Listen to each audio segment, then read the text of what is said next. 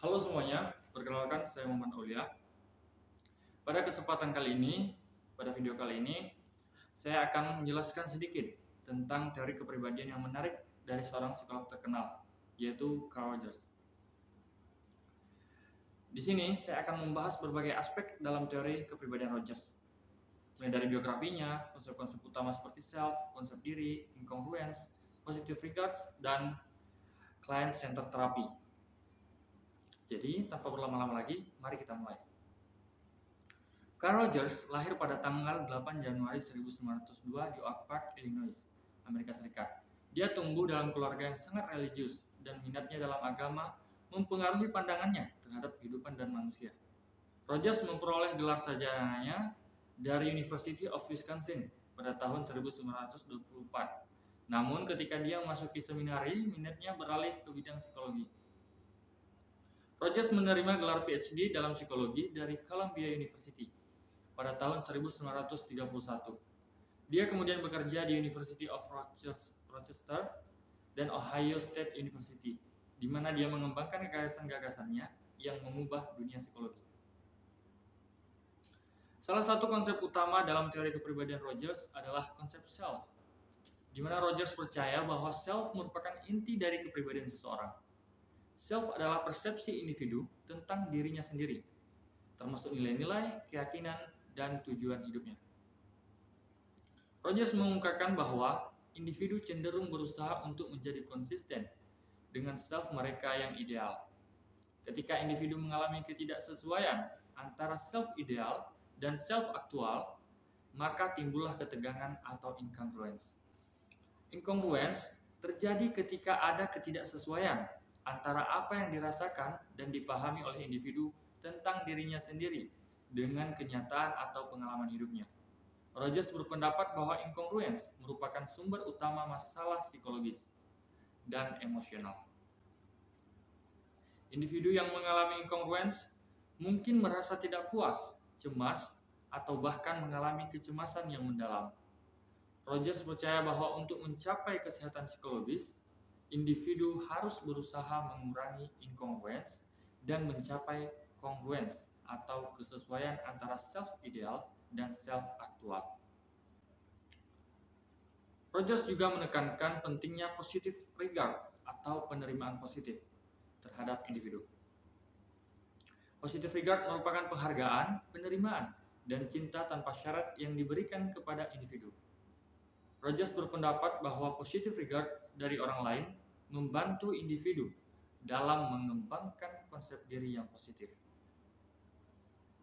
Namun, terkadang individu hanya menerima positive regard tergantung pada perilaku mereka, di mana Rogers menyebut hal ini sebagai jenis penerimaan positive regard conditional atau conditional positive regard, yang mana menyebabkan individu merasa tidak diterima dan mengalami incongruence.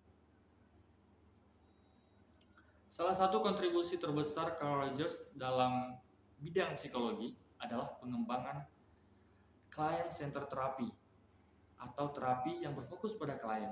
Rogers percaya bahwa terapis harus menciptakan lingkungan yang penuh kasih, penerimaan, empati, di mana klien merasa didengar dan dipahami sepenuhnya.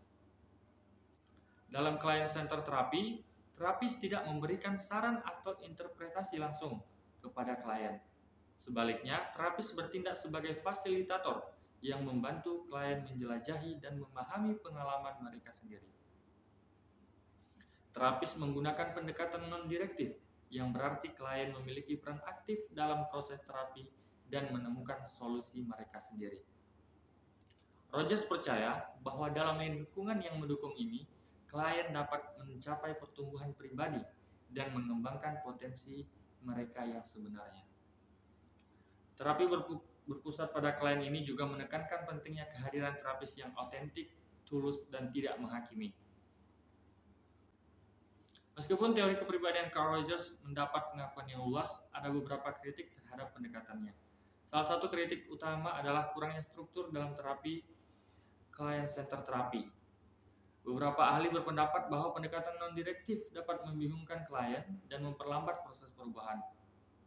Kritik lain mengenai teori ini adalah bahwa keberfungsian terapi sangat tergantung pada hubungan antara terapis dan klien.